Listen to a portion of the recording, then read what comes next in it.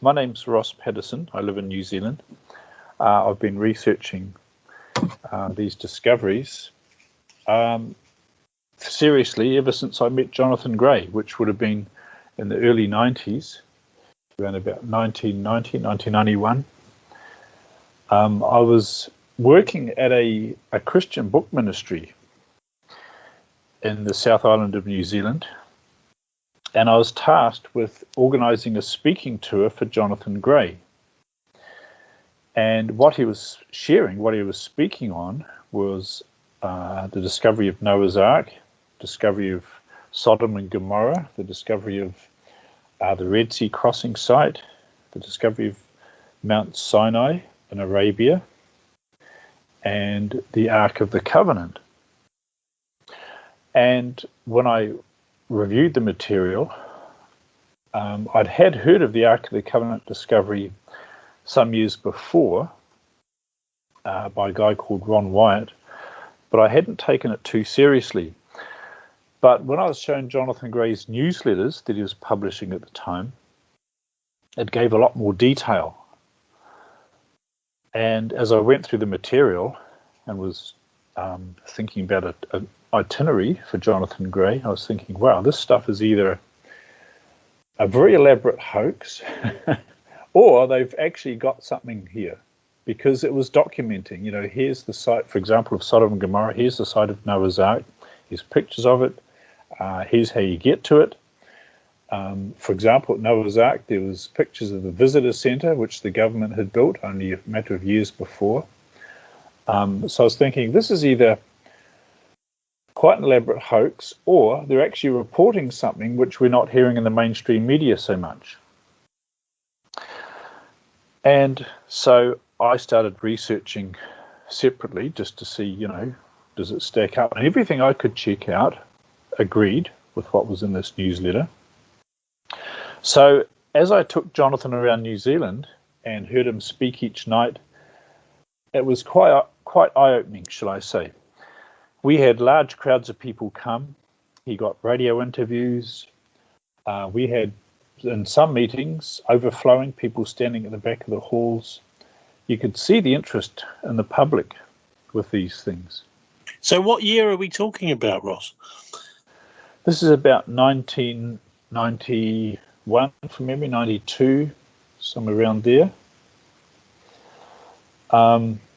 Last century, I suppose, if you think about it. Yeah, that's right. Well, look, I mean, it's interesting because I can remember back in the 1970s a bit of a hoo-ha, even on the television, over, I guess it's Ron Wyatt and his belief that he had discovered Noah's Ark.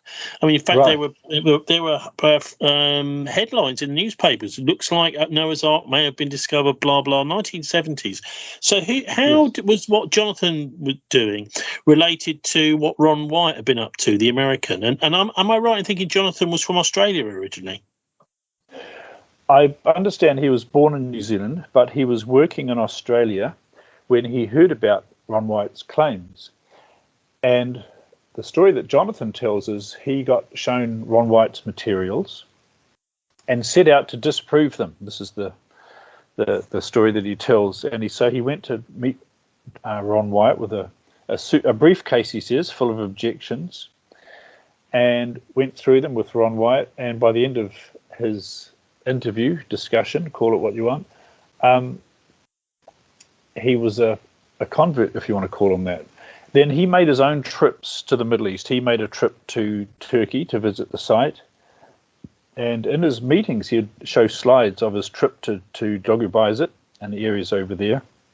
Like he'd show photographs of the bullet holes and shop windows. Because as you know, it's a fairly unstable area. Well, it was at the time, in the 90s particularly. It's much easier to go there now, much safer. But back in the 90s, that was kind of the peak.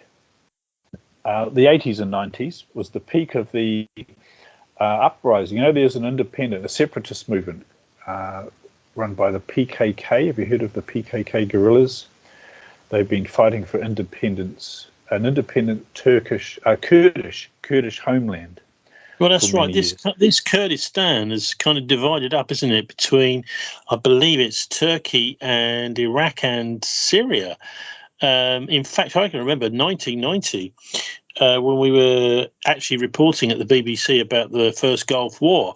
One of the first things they said is, "Oh, there's a great opportunity here to, push Saddam Hussein around a little bit and force him to give a bit of land to the Kurds, because they've been fighting for their own country for decades." And so, yeah, this is an interesting zone, and it was also fascinating that as Ron Wyatt had believed he'd discovered the Ark there, so hostilities broke out, and it became a very, very dangerous, extremely difficult place to get to. Yes, exactly.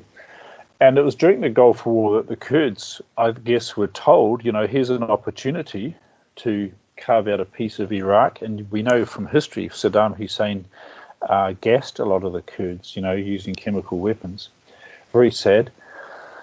And so this independence war continued because the Kurds live in a large portion of Turkey and Syria, as you mentioned, and in Iraq, under Saddam Hussein, of course, and also some of them in Iran.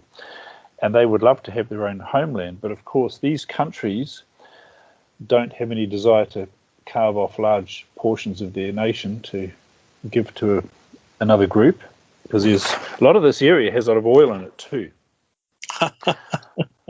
But it was called Surprising Discoveries, which I love. It's very understated. And if you actually sit and watch one of these films like Noah's Ark Discovered by Jonathan Gray, and there is a YouTube channel, The Third Watch Ministry, you can pick up a lot of these films on. That is if it's essentially what he's done. He went up there and he actually began filming, first of all, his attempts to get to that part of the mountain where there are these Noah's Ark-like ruins. I mean, can you just describe what he found when he went up the mountain, when he finally managed to get there? Yes, what you find when you go there, it's near a village called Uzungeli. If you travel from the nearest large city is a place called Dogubazit. And if you travel from there, there's a highway that goes past Dogubazit, through Dogubazit towards Iran. It's one of the entry points from Turkey to Iran. And about 20 kilometers from the border, there's a sign, a road sign on the side of the road. It says Noah's Ark, or it's in Turkish, Nuhun Gemisi, 5 kilometers up the road. And if you go up that road there, you come to the site, which looks like a boat shape in the ground. This outline, it's very distinct. There's nothing like it around.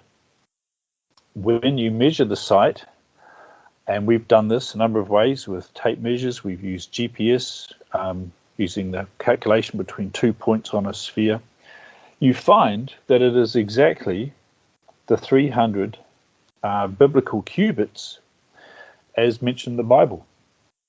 Just by the way, there's actually 2 different cubits mentioned in the Bible. There's an older one, which is often referred to today as the Royal Egyptian cubit.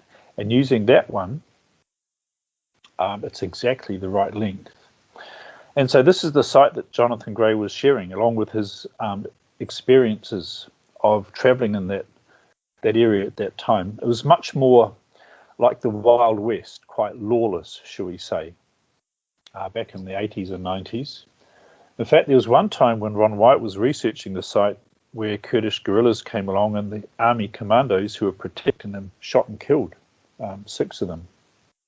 So another time Ron Wyatt got kidnapped by some of these guerrillas and held prisoner for 3 weeks. So it was back in those days when Jonathan went there, it was quite risky. And he told some of his adventures. In fact, he even talked about how before he left Australia to go there, he approached some Kurdish community in Australia, and they gave him a Kurdistan, I think it was, passport or visa, so that if he did have any trouble with the Kurds, he could say, look, I've got an official Kurdish visa, even though that wasn't, shall we say, official Turkish documentation. So that's how it was back in the early 90s when Jonathan Gray first visited there. I mean, I think the film stands for itself. If people are interested, do have a look. Noah's Ark Discovered by Jonathan Gray. It's he does, I think, a pretty good job in pulling together some of the links between this specific place in this war zone as it was then, and evidence there in the Bible. What about Sodom and Gomorrah? These are two cities which are kind of relevant today when we look at the slide of morality down the sewers, really, and the idea that morality is sort of uncool, and people just don't want to. They want to do what they want rather than keep up these moral standards, and that's what those old cities were about, wasn't it? It was about debauchery and this kind of thing. So, maybe you can just explain what got Jonathan interested in finding these. Is this again linked to Ron Wyatt and what he found? Yes. Okay. Yes, very much. Again, this is another. Some of the research that Ron Wyatt did that Jonathan followed up and helped publicise, and we're extremely grateful for Jonathan for publicising this in Australia and New Zealand. That's how I learnt about these things. What happened was Ron Wyatt was researching where the Red Sea crossing was and would travel down from Jerusalem down towards Eilat on the Gulf of Aqaba many times. And as he went past these ruins, one day it suddenly struck him. If you look closely, they don't look quite natural. So he went and investigated. This was during the 80s. And so Ron shared this idea. Look, here's these sites. And if you look on them, you find these balls of sulphur embedded in these strange shapes made of this white material, this ashy material. And so Jonathan did his own expedition there, of course, when he heard about these, and documented finding these sulphur balls. What Jonathan would do in his meetings is he would actually bring along samples of these balls of sulphur, and he would light one in the meeting. That impressed people quite a lot because you could smell the burning sulphur. They're so pure, you can pluck them out of these ashen shapes near the Dead Sea and put a match to them and they burn just like that. You don't have to add anything to get them going. So I got one of these balls from Jonathan. I took it to a lab myself in New Zealand. We had it analysed, and it was 98.4% pure sulphur with a few other trace minerals in it. I had magnesium in it as well. So quite unique. There's nothing like it. That doesn't on its own prove anything, surely. I mean, that could just be a random sulphur deposit there. Well, here's the thing. Sulphur, as you find in nature, and this is very significant. Sulphur has two forms. Normally in nature, you find it in what they call rhombic. The molecules are the crystals, if you like. The molecules of sulphur are it's like a ring of 8 atoms. 8 sulphur atoms form a ring, and that's the sulphur molecule. They call it rhombic, and it's that classic yellow color. But the sulphur found at these sites is what they call monoclinic, where the molecules are broken down into individual atoms. That's why, hence monoclinic sulphur. And you don't find that in nature because monoclinic sulphur naturally goes back to this rhombic form. Like if you go to a geothermal area, you'll find sulphur crystals or sulphur deposits. There's always this yellow color. But these sulphur balls are it's like chalk. It's like compressed powder with this magnesium in it. It's quite unique. And there's not been any other samples like that found anywhere else in the world. And the thing is, they're embedded in these geometric shapes, and what consist of basically ash. If you analyze the material that these sulphur balls are sitting in, which have these geometric shapes, it's essentially limestone that's been burnt with sulphur. Because, ancient cities were built of limestone. Limestone's easy to quarry. There's a lot of limestone in that area. Like the walls of Jerusalem. If you visit the city of Jerusalem today, the walls are made of limestone blocks. So if you burn limestone with sulphur, you end up with this essentially calcium sulfate ash. And so these balls of brimstone are embedded in these these ruined structures of calcium sulfate ash, which is exactly what you'd expect to have left behind if cities built of limestone were incinerated with sulfur, or brimstone as the Bible calls it. So it's exactly what you'd expect to find. And what about is there anything else to link these specific locations and anything left there, if there is anything left, to these two ancient cities in the Bible? Yes, if you go through the story in the Bible, and it describes where these took place, down in the Vale of Siddim, near the Vale of Siddim, and the Jordan Valley. It used to be a very lush and fertile area, according to the Bible. When Abraham and his nephew Lot moved there, it describes it as being like, it says, the garden of the Lord. It's here in Genesis chapter 13 and verse 10. This is back in the days of Abraham and Lot. And the backstory was they decided to separate because obviously God was blessing them. Their flocks and herds were multiplying. And so Abraham said, look, if you choose to go one way, I'll go the other. He didn't want any strife, it says. And it says in Genesis 13, verse 10, Lot lifted up his eyes and beheld all the plain of Jordan that was well watered everywhere before the Lord destroyed Sodom and Gomorrah. And it says, even as the garden of the Lord. And the garden of the Lord, of course, is the Garden of Eden. So this is saying before Sodom and Gomorrah were destroyed, that whole plain of Jordan was like the Garden of Eden. And that's been confirmed through archaeology. Over in Jordan, they've discovered large cemeteries across from where these sites are that Ron Wyatt and Jonathan Gray were investigating. And they've estimated there's about 5 of these cemeteries. These date way back. These are the ancient Canaanites that were buried there. And the number of graves is just mind-boggling. They've excavated 3 of them, and they've estimated in the 3 that they've excavated about 500,000 individuals were buried there. And there's another couple they haven't even touched yet. So it's looking like there's easily, could be 1.5 to 2 million people buried in these cemeteries. Now, to have cemeteries of that size, you would have to have very big cities nearby. And of course, what do we find in history?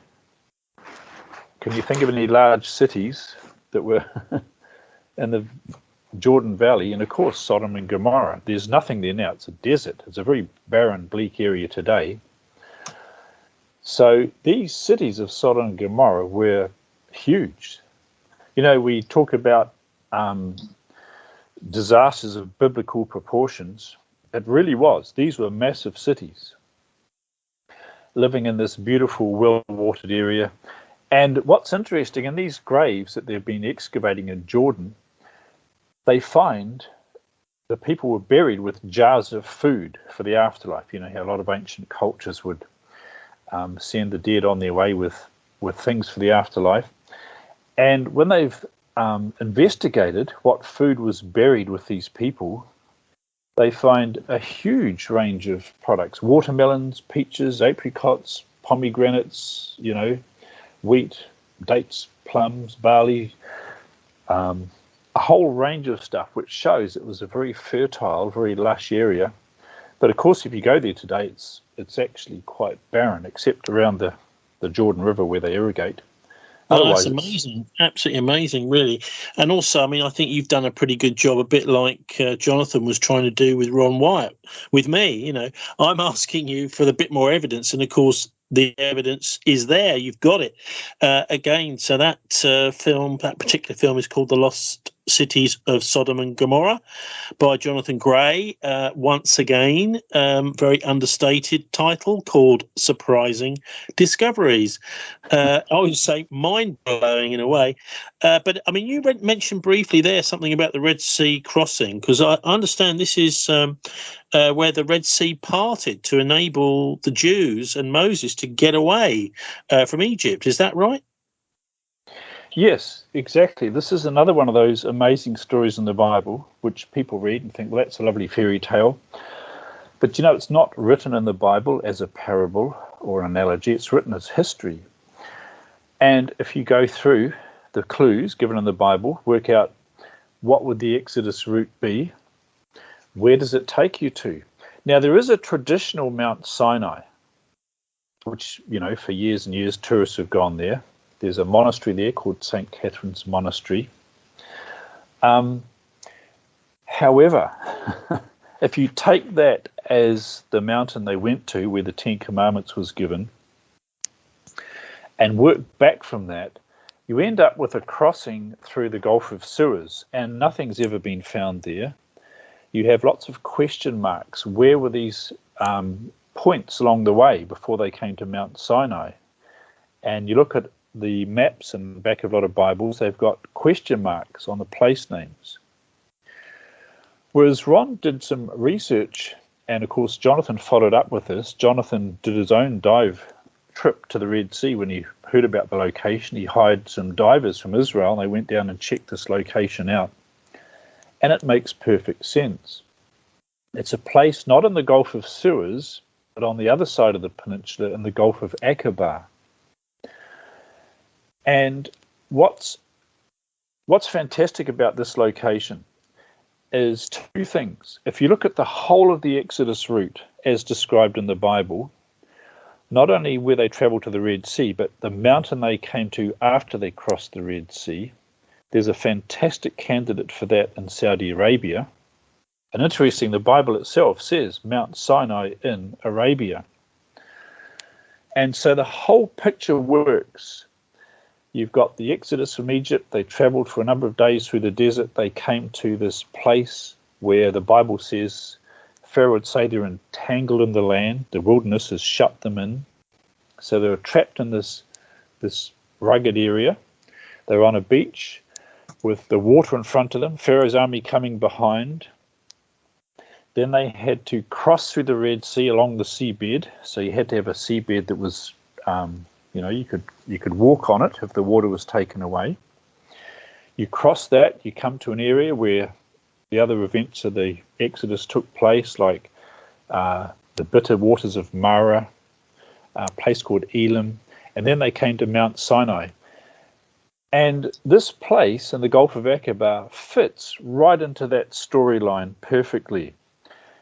And then the icing on the cake is if you dive at this location, and if you look in the right places, you find the traces of Egyptian chariots.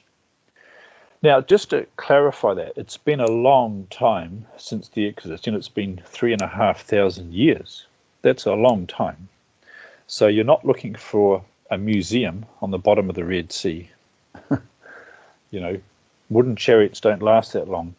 But you find in the coral shapes, like round shapes, wheel shapes. You find chariot cab shapes, where the coral grew on the chariots when they were drowned in the Red Sea. And even though the wood disappeared after a time, the coral retained the shape. And you can see these. And we've taken metal detectors down, and you can detect metal inside these shapes. Now, I'll be honest, they're not easy to find. We've gone on trips and searched and found nothing. Other trips we've gone and we've found a beautiful round shape with metal in it, because the Egyptian chariots, while they were made of wood, they had metal fittings, like the hubs of the chariots, where the wheels turned on the axles. They were made of bronze or brass. Where the spokes attached to the rim, they had metal fittings.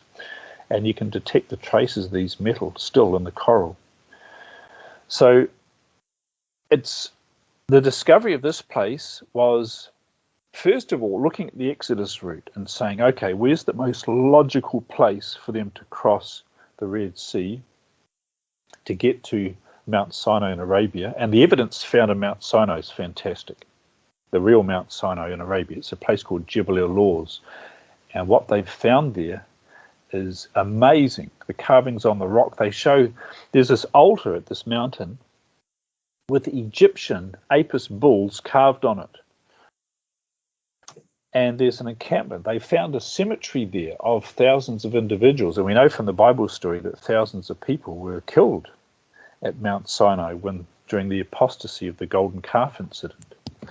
If these things had been found at the traditional Mount Sinai, they'd say, there you go, there's the proof. What more proof do you need that this traditional mountain is the real one? But the evidence being found is not in the Sinai Peninsula, at the traditional Mount Sinai. It's being found at this mountain, Jebel el-Lawz in Saudi Arabia. So the whole picture works really well. And these were the sites, the Red Sea crossing and Mount Sinai, that Jonathan Gray and Ron Wyatt were sharing. Amazing. Well, look, I think one of the most notable points, of course, is that what you've got is a deliberate deception going on with tourists being steered in totally the wrong direction. Yes. It makes you think, well, actually, somebody somewhere doesn't want the general public to know the truth about this, and they're actively, of course, it could just simply be that somebody has got some real estate on a mountain somewhere, and they've decided to try and make a tourist thing out of nothing. But anyway, look, also, I know one of the things that Jonathan looks into in quite a lot of depth is this whole idea of the lost secrets of the ancients. Now, this is one of those favourite things of conspiracy theorists, where they say, well, actually, you know what? Back thousands of years ago, people had an enormous amount of knowledge that was then lost, and it's been kept from us, such as the so-called discovery of electricity back in the 1800s. Well, actually, maybe the ancients had some knowledge of this sort of thing as well. So this is another film he made, The Lost Secrets of the Ancients. Yes, exactly. There's a lot of evidence that in the past, technology in certain areas reached at least where we're at, in some cases maybe even beyond, we don't know. Like you say, electricity, for example. There's the famous Baghdad battery that was found in the ruins of Baghdad, which when it was found in the 1800s, they didn't perhaps understand it. But now when you look at it, you realize, hey, this is a battery. It's got a anode, a cathode. You can see, and they work out how many volts it could have produced if you put the right electrolyte into it. What were they doing with these batteries? What were they doing with the electricity produced? There's other mysteries too, like, some of the tunnels and the chambers, the passageways and the pyramids. There's no evidence of smoke in there, How did they light them to do the tunneling? And there's even Egyptian hieroglyphs which show interesting things like, looks like large electric light bulbs. There's a famous hieroglyph that shows this, looks like a tube. It looks like an electrical diagram, with insulators, braided cables, and this large clear bulb, if you like, it has a depiction of a snake in it, and then another depiction of a priest holding something near it, and it deflects the beam, or deflects the snake as it's depicted in the hieroglyphs. So it's highly likely that there was knowledge, probably held by the elites of the day, to help them maintain power, perhaps. When I say power, I mean, control, or the awe of the general public, the population. And so it wasn't possibly like our culture where everybody was using high technology, but it was held by a small group of the elite, the priests or whatever. There's examples in Egypt of stonework, and in fact all around the world there's amazing stonework where these stone blocks have been, they're supposedly carved to ultra precision. Whether they were carved or they had some stone softening technology or it was highly advanced cement, hard to say. But even in Egypt itself, you can see where the stone quarries were. They were obviously using some technology which we don't understand. The traditional or conventional understanding of how the Egyptians carved, like the big obelisks they carved, was with stone tools or copper tools. And yet people trying to reproduce that kind of method have got nowhere. Whereas you look at the abandoned obelisk in Egypt, we know where they found one. It was like weighed about 1,100 tons, they estimate, if it had been removed. They were halfway through carving this obelisk out of the quarry, and it developed a crack, so it was abandoned. But if you look at how they were carving it out, it looks like they were using either some sort of machinery or some technology we don't know, because the gouges where they're carving away this obelisk out of the stone, it looks like nothing that we understand today. And if you say, well, this is done with stone tools or copper tools, it's ridiculous. Even some of the items found in the Cairo Museum, there's such precision on it, and it's been machined. You know, they found slabs of stone that have been abandoned that have holes drilled in them.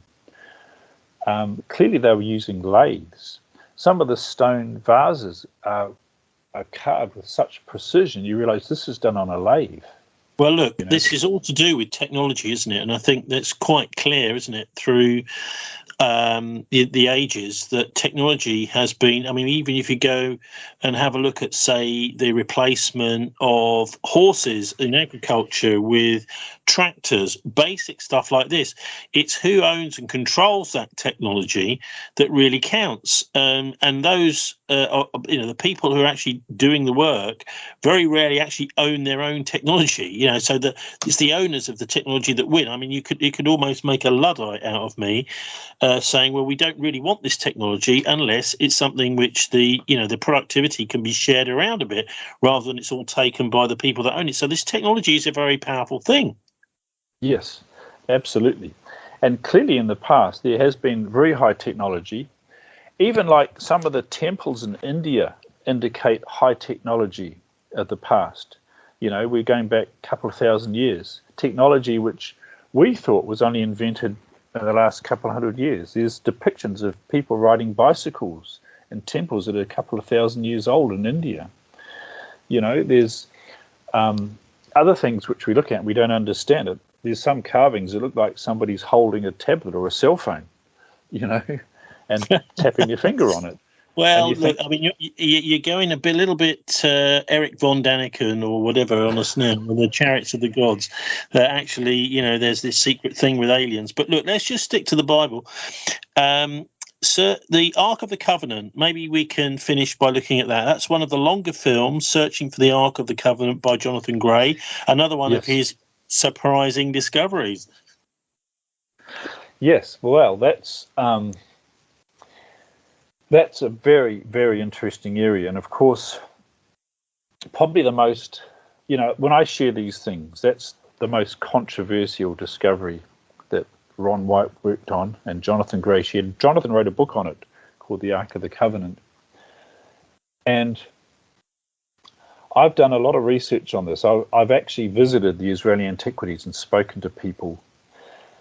And that's a very interesting story I could tell you on its own.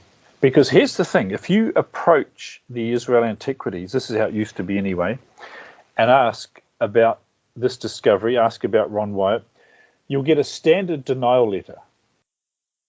But in speaking with certain individuals within the antiquities department, you get quite a different story.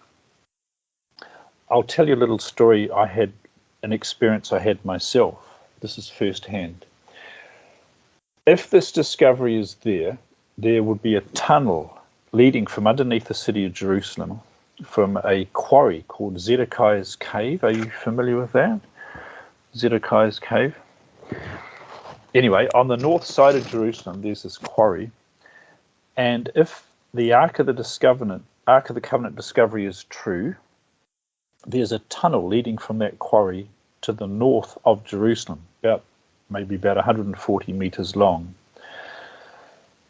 And we thought, this is myself and an American friend, we thought, let's go and see if we can confirm that detail by scanning the ground between the north side of Jerusalem and where the Ark of the Covenant would be hidden if it's there. And we approached the antiquities department. And, well, I'll tell you a little embarrassing story. We're sitting in the office of the head archaeologist for Jerusalem at the time. I could give you his name, but maybe I shouldn't, because you might get phone calls. And we explained what we wanted to do. And he said, okay. Are you archaeologists, are you? And we had to say, no, we're not archaeologists. He said, okay, you work for a university. And we had to say, no, we don't work for a university. And he said to us, well, look, sorry, you can't just come to Israel and do that kind of work here, unless you're qualified or working for a university. And we thought, oh, well, nice try. This is what I was thinking in my mind. At least we tried. We got nowhere. But before we were about to get up and leave, the other archaeologist who was there, and I can give you his name as well, out of the blue said, did you know Ron Wyatt, did you? Now, we hadn't mentioned Ron Wyatt. We hadn't mentioned the Ark of the Covenant. All we were saying is we would like to scan the road in that area because we believe there could be a tunnel there. That's all we had said. And when I said yes, I did know Ron Wyatt, and I stayed in his home. I knew him personally. They said, okay, in that case, you tell us what you'd like to do, and we'll arrange it for you. It'll be under our umbrella. And they even wrote to the Garden Tomb Authority, because part of the scanning would have been in their land. The IAA, the Antiquities Authority, wrote to the Garden Tomb asking them to give us permission to do this scan. So the thing is, if you talk to the right people, even though there might be official denials at the official level, there are people within the Antiquities Department who have actually bent over backwards to further research this and looking for help outside. There's another bit of a story as to why they want outside help to do this. And I don't know how deep you want to dive into this rabbit hole, but there's some very interesting experiences in the past history to do with this. To keep this biblical for now, let me share this thought with you.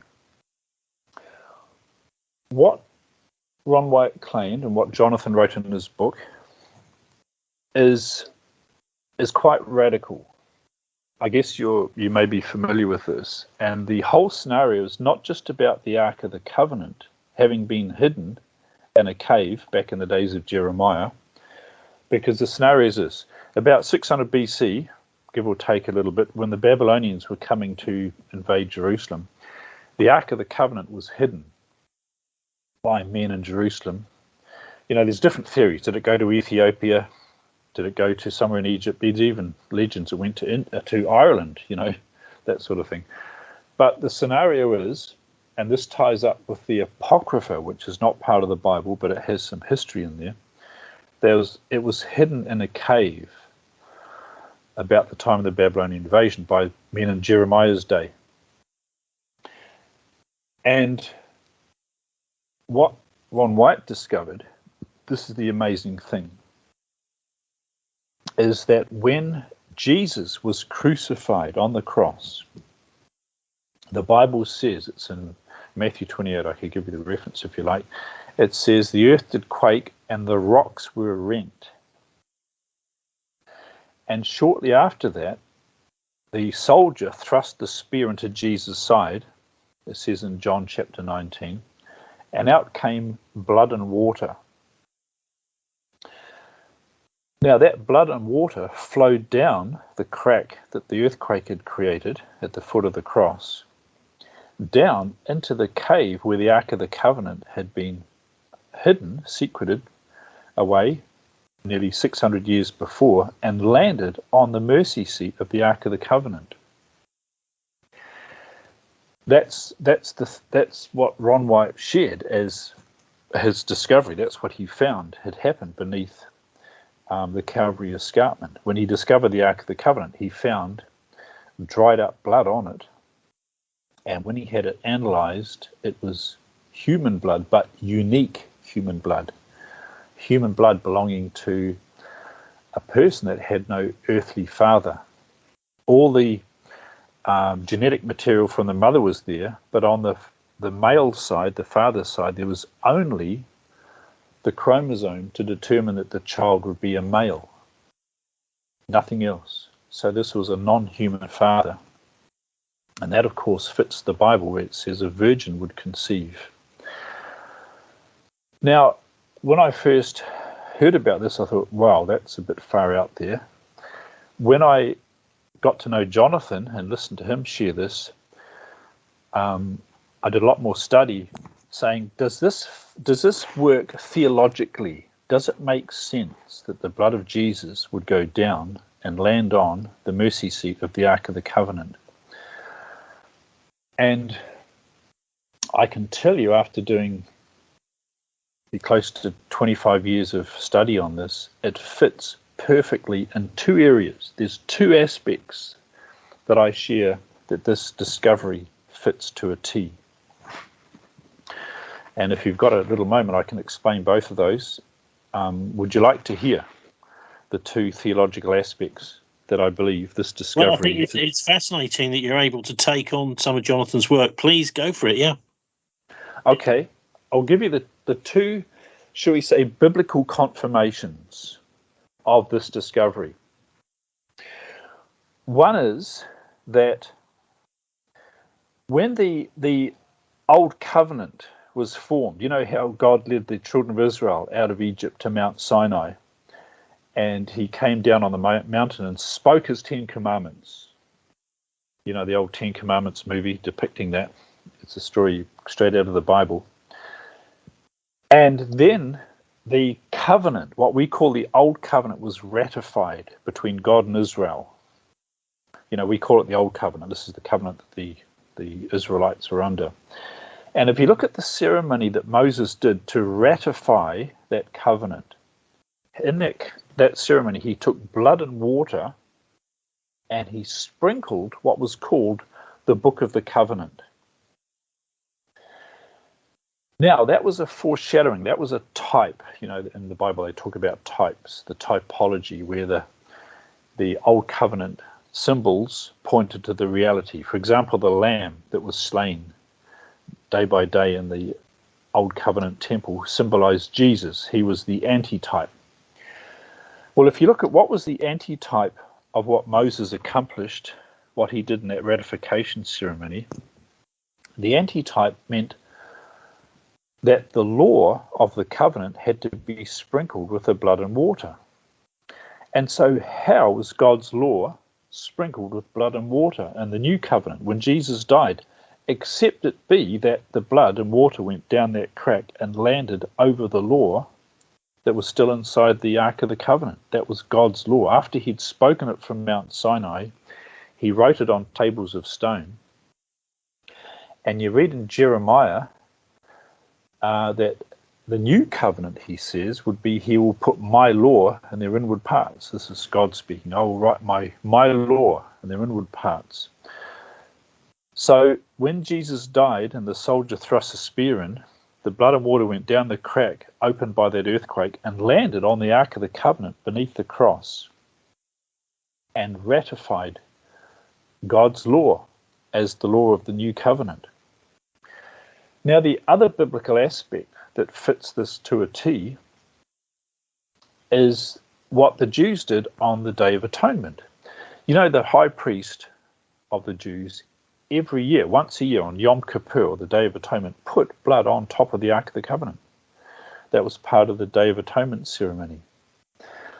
And if you look at the types, after the priest had killed what was called the Lord's goat, they had a selection process between two goats. One became the Lord's goat, and that was slain, and its blood was sprinkled on the mercy seat of the Ark of the Covenant. He would go into the most holy place with this blood and sprinkle it on the Ark. It's the only time of the year that he went in there. Now, that was done as part of the process of the cleansing of the sanctuary, cleansing the record of the sins of Israel.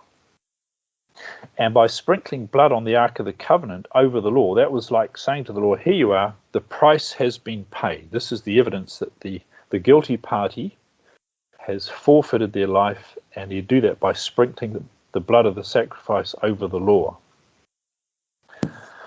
Now, that was foreshadowing, of course, what would happen with Jesus when the Messiah would come. Jesus was the true sacrifice. That goat on the Day of Atonement symbolized Jesus. And so when Jesus died on the cross to pay the price for our sins, according to the type, what had to happen? his blood had to be sprinkled over the law. And again, that fits exactly what happened, according to Ron Wyatt's discovery, the blood going down the crack and landing on the Ark of the Covenant over the law to show the law that the price had been paid. The guilty party, our substitute Jesus, had been killed and his blood had been shed.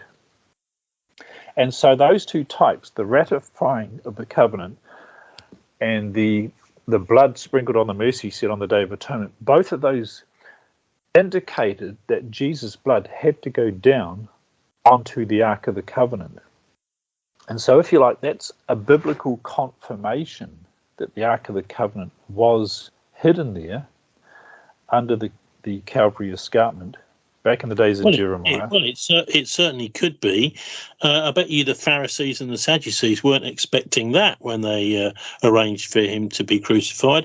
And if they'd known about it at the time, I think if I remember rightly, there was also supposed to be an eclipse or something at the same time. You're talking about an earthquake when all that happened. And I think it's quite clear that at the time, when Jesus was crucified, the establishment kind of got the collywobbles a little bit. They were, crikey, we've got an earthquake, we've got an eclipse, we've got the temple, the veil being ripped in two, and all this sort of stuff going on. And so there was a sign. This is, I think, you're quite right. This is the way God works. That when people upset the natural order of things or the proper order of things, then God makes His presence felt in various ways. And you've done a fantastic job there, I think, Ross, of adding to some of Jonathan's work. And do you want to just say a little bit more about this chap Ron Wyatt and what happened to him? Because I think it's wonderful that what Jonathan's done is kind of reinforced in a way the discoveries he was kind of doing as a kind of lone wolf. Yes, very much. Ron Wyatt was a tremendous pioneer. He a very thinking outside the box sort of guy, and that's what led him to these sites. And when he was asked in meetings, we organised meetings for him as well, how could one man find all these things? And he said, well, one man couldn't. He believed God was leading him providentially to these things. And we're extremely grateful here for what Jonathan did, because Ron Wyatt wasn't really on the radar much, if you want to call it that. He wasn't, shall we say, very skilled at sharing his discoveries. Look, hang on a second, because I think you're absolutely right. What seemed to happen in the UK anyway, when I was a youngster, was the story about the Ark sort of popped up and then it all kind of disappeared, and there seemed to be an instant move by the mainstream press to suppress what he was up to. Yes, I've heard that there are a couple of news reports. I knew a lady from Sweden that she read a newspaper article or little clip in the newspaper that the Ark of the Covenant had been discovered, and then it disappeared, gone, and disappeared off everyone's radar. And then it was Jonathan Gray, particularly in Australia and New Zealand, who did a lecture tour circuit, around the islands, around Australia, around New Zealand, and the UK. A good friend of mine, Aaron Sen, became a Christian because he went to a Jonathan Gray meeting back in the 90s. So Jonathan did a wonderful work in drawing attention to these things, and presenting them really well and giving a lot of the background to people that might have only heard them in passing years before and not given it much serious thought. So, and the fact that Jonathan went to these sites himself, and what he shared was his own experiences, his own experiences looking at the Red Sea, his own experience going to Sodom Gomorrah, his own experiences in Turkey and the close shaves that he had researching Noah's Ark, drew a lot of public interest.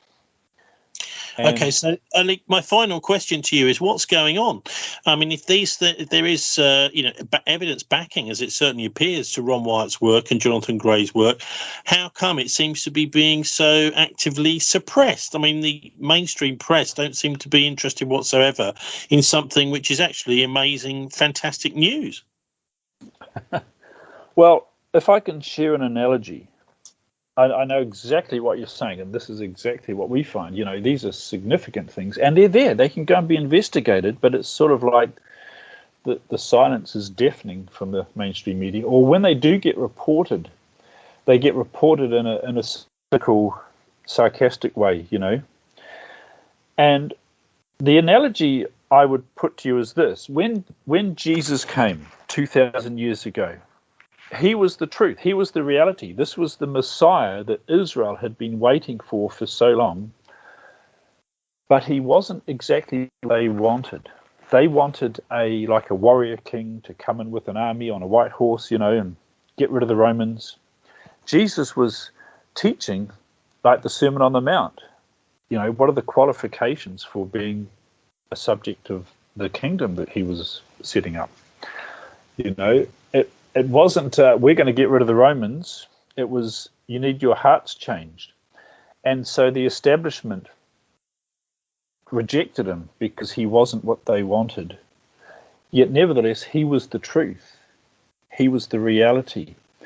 And so Jesus was followed faithfully by a small group of people, the disciples, and crowds came out to hear him. But when he was crucified on a cross, how many people were there? Very, very few, And truth is often that way. Truth is often ignored by the mainstream or even ridiculed, The establishment of Jesus' day went out of their way to try to discredit Jesus. They called him that deceiver, The sad tragedy of the New Testament wasn't that a deception came along and deceived Israel, but rather the truth came. He was the Messiah, and they labeled him a deceiver. They called the truth falsehood. And isn't that what we see today? With so much, there's a mainstream narrative, and often the truth is ignored or ridiculed or buried under rubbish.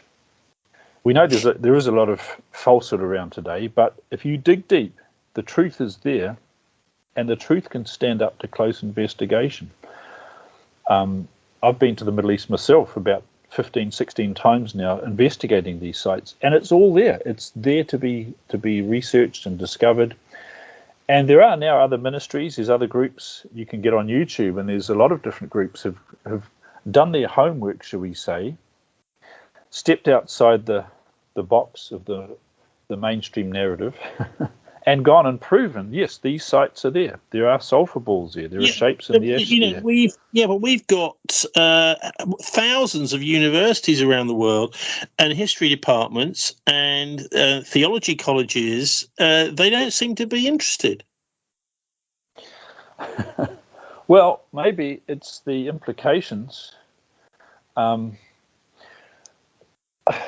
that they've been bypassed. I mean, I'll share this. When I was living in Australia myself, Melbourne, we organised meetings there for Ron Wyatt and Jonathan Gray. A friend of mine who was a doctor, very well qualified man, he decided to write a book against these things. And we spent hours going over the evidence with him, saying, look, here's the evidence. And yet it's like he didn't want to know. I guess the attitude is, if God was going to reveal anything significant, he would use qualified people like me to do it, But, back in Jesus' day, who was it that the angels announced the birth of Jesus to? Did the angels go to Jerusalem and sing over the city of Jerusalem, over the temple, the Messiah is born? No, they visited shepherds out in the hills of Bethlehem, and that was probably insulting to the leaders of Jerusalem to think, why would God announce the birth of the Messiah to a bunch of farm workers and bypass us? We're the scholars and the theologians, and on that basis, they wouldn't even go to Bethlehem to check whether these things were true. Well, they knew whether the Messiah was to be born in Bethlehem, but they didn't even go there. There are two levels to this, I think, aren't there? There's first of all the people that don't want to see and don't want to look, and then there is the active deception as well, which we've been talking about a bit here. And yes. Actually, the book of Matthew you mentioned there, I mean, it also talks about Jesus's resurrection, saying that that there was the authorities at the time said, well, hang on a minute, these Jesus's followers, what they might do is steal his body and say that he's been resurrected, and so they actually put an armed guard outside the tomb with the stone in the way, in order to try to stop that happening. But of course, it happened anyway, and apparently the word was put around. Oh, what happened was Jesus's disciples actually stole the body. So, don't believe any of this stuff about him being resurrected. So there's a deception been going on all the time. But anyway, look, that was absolutely fascinating chatting to you, Ross. Do you want to just say, whereabouts people can go to? I mean, either physically in person, if anywhere, or else online to pick up on some of this and to follow it up. Yes, there are a number of websites where material's available. That one that you mentioned before, you found. Well, we've got a couple, haven't we? We've got beforeus.org, which is how I got hold of you originally. Beforeus.org, which is that's actually Jonathan Gray's sort of legacy site. Then we've got another one called The Third Watch Ministries, with many of his YouTube films on there. The ones we've mentioned, plus quite a few more. Yes. There's a number of folks in the States who also support this work very much. There is arcdiscovery.com, run by Kevin Fisher. There's anchorstone.com, run by Jerry Bowen, who's also a researcher in these things. I have a website which I'm working on as we continue to do what we can on the Noah's Ark site. It's called arcdig.com. That's a website under development. And there's a contact page there if anyone wants to get in touch. And we've been working with the government to excavate the Noah's Ark site. Because at the end of the day, we want to know, is this Noah's Ark or not? Ron Wyatt and Jonathan Gray did a lot of research. Ron did core drillings. He did radar scans. We've done our own radar scans too, by the way. And last year, we applied to do excavations. We managed to excavate in a village nearby, which was connected to that, where the anchor stones are. And we have some details on that. So there's a contact page on arcdig.com if anyone would like to ask any questions. So hopefully that's some avenues so people can chase up some resources there. It certainly is. And I think, you said it yourself, it certainly ain't no fairy story, this, which is what most of the mainstream media journalists, and as a member of the Journalists Union, I don't think the journalists really are to blame. I think it's almost all actually the owners of these transmitters, the people that actually own the transmitter, the people that own the printing presses. They are not the journalists. They are the private equity firms. They are the hedge funds. They are the banks. And the editors that they employ are the real people who are really responsible. There's tens of thousands of journalists I know out there who would love to get their teeth into stories like this if they're only given half a chance. So, Ross Patterson from Waikato in New Zealand, thanks ever so much for joining us. You're welcome. Thank you.